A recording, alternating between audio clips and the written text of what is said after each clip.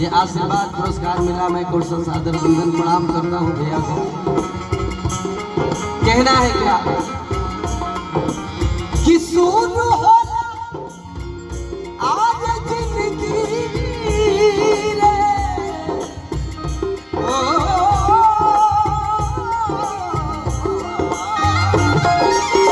कि शुरू हो जिंदगी शुरू हो जिंदगी भले को आखिरी विदाई हो आखिरी विदाई पलमुए के आखिरी विदाई हो पलमुए के आखिरी विदाई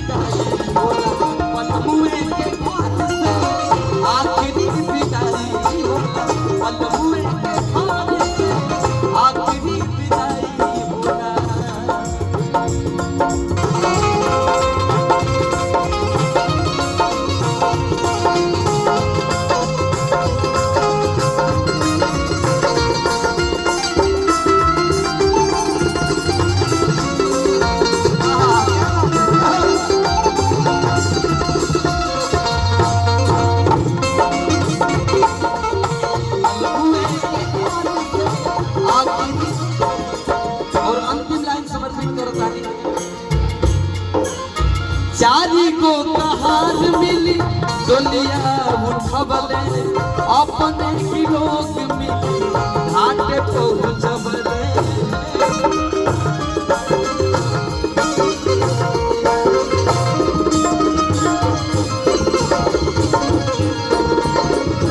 चारी को कहार मिली चारी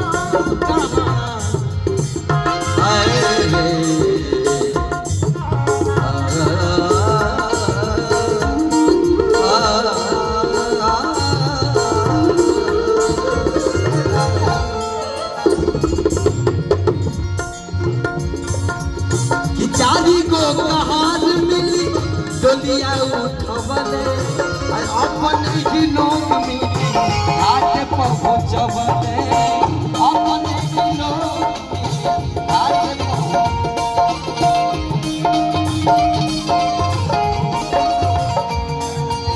कि जोड़ी जाला आज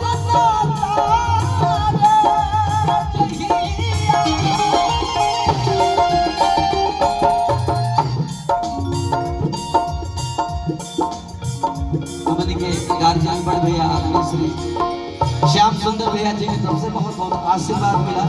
भैया को सादर वंदन प्रणाम। ये गीत की अंतिम लाइन समर्पित कि जोड़ जाला